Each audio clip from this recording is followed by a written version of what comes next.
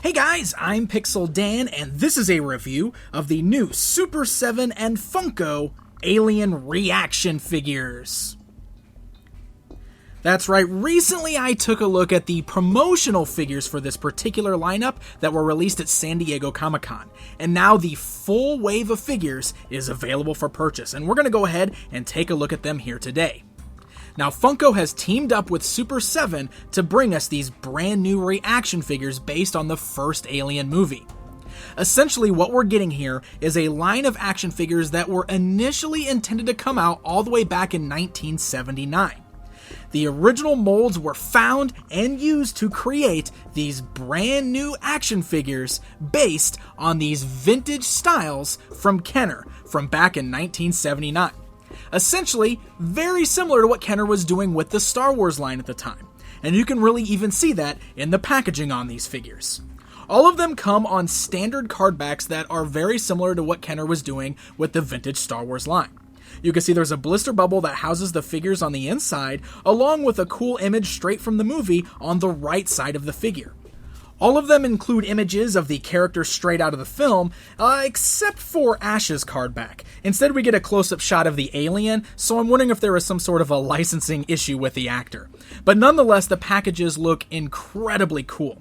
You can see these new Funko versions are done on black and red card backs with an awesome alien logo up there at the top that's very retro styled, featuring an artwork image of the alien himself. And the whole thing just feels very vintage and very cool. Even the ReAction logo down there in the lower corner is designed like the old Kenner logo.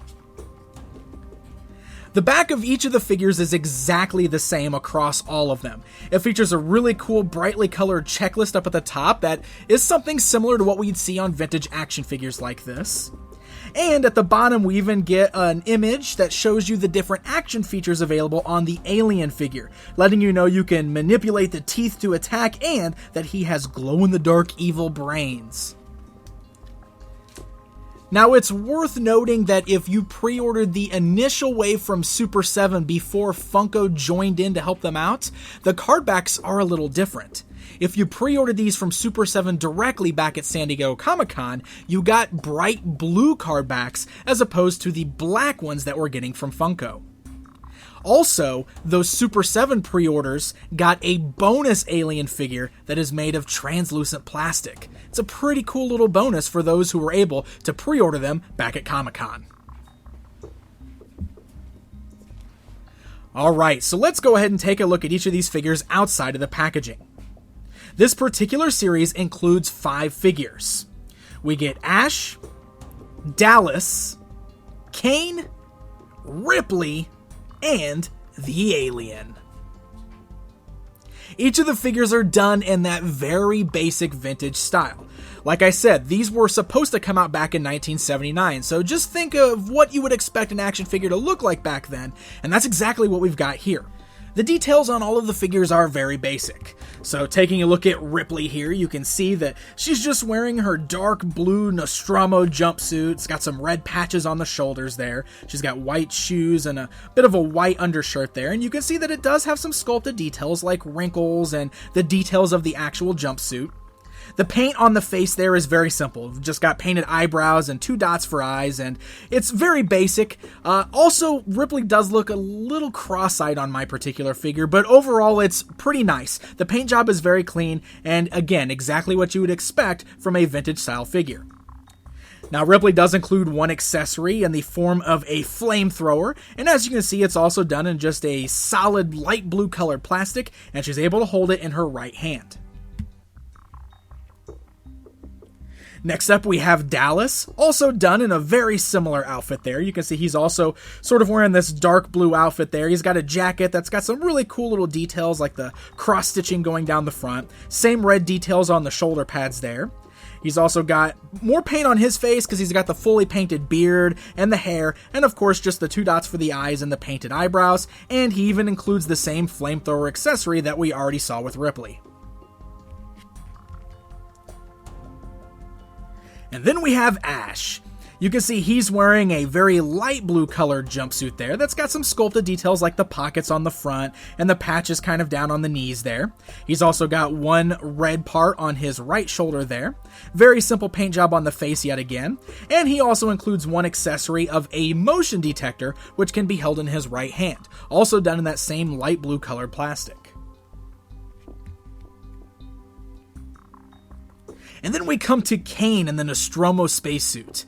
This is one of my favorite figures in this entire wave. It's just incredibly cool looking. He's got that very iconic, bulky looking spacesuit on. It's got a great paint job going on, where most of it is sort of this cream color, but it's got great details like the dark blues, the oranges, and the browns on all of the straps. So there's a lot of great sculpting work there, and even on his back you can see a little black oxygen tank, which even has a little tube that goes up the sculpting onto the back of the helmet.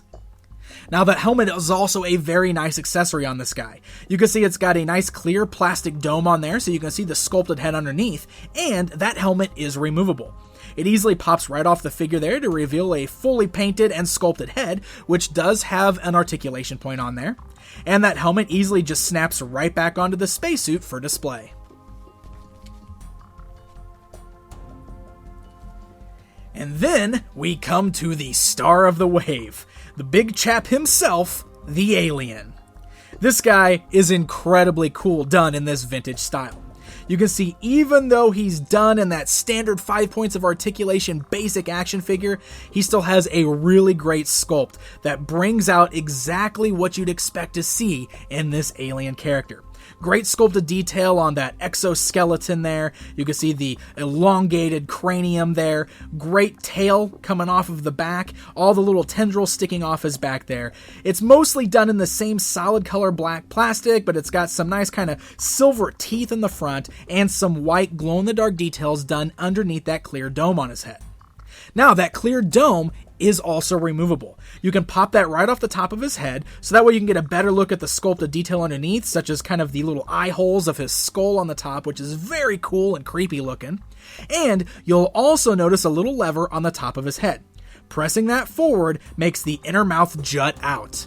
And you can also just snap that little clear piece back on the top there while you've got the inner mouth jutted out. That way you can display him with that particular feature. Now, all of these guys are the standard 5 points of articulation, so the only movement you're going to get here is the head turning left and right, the arms moving up and down, and the legs moving up and down. But all of the articulation is very tight, so there's no loose joints, and everything functions exactly as you'd expect it to. The Alien even has a little bit of extra articulation. He can still move his head left and right, his arms up and down, and his legs are in more of a V-cut to match his body type, so they can move up and down. But then we've also got an extra piece on his tail, which is on a swivel joint, so you can rotate the tail all the way around. Alright guys, it's comparison time. Just for fun, let's go ahead and take a look at this brand new vintage style Alien standing alongside Kenner's 1990s version of the Alien and alongside one of NECA's recent Alien figures. That way you can just kind of get an idea of the scale and the style difference between all these different versions of the Alien.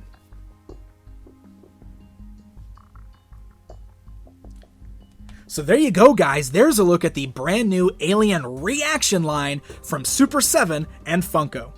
I gotta say that these are incredibly fun. The vintage style is just something really cool and really unique. Anybody who's a fan of that old 70s Kenner style is sure to really love these guys. But I think one thing that is really cool about these is the fact that after all these years, we're finally getting them. These guys were supposed to come back out in the 70s, but considering the Alien movie was rated R and there was a bit of an outcry from the initial large-scale Alien figure Kenner released, we never actually got to see these figures in stores. So being able to finally buy them and add them to our collection is just incredibly cool. It's sort of like finally accomplishing a goal after all these years. They're really well done, the plastic is very nice, the articulation's nice and solid, and the sculpts on these guys are really fun. And it's just so cool having a vintage style Alien figure that you can even fit in with your Star Wars figures if you want to.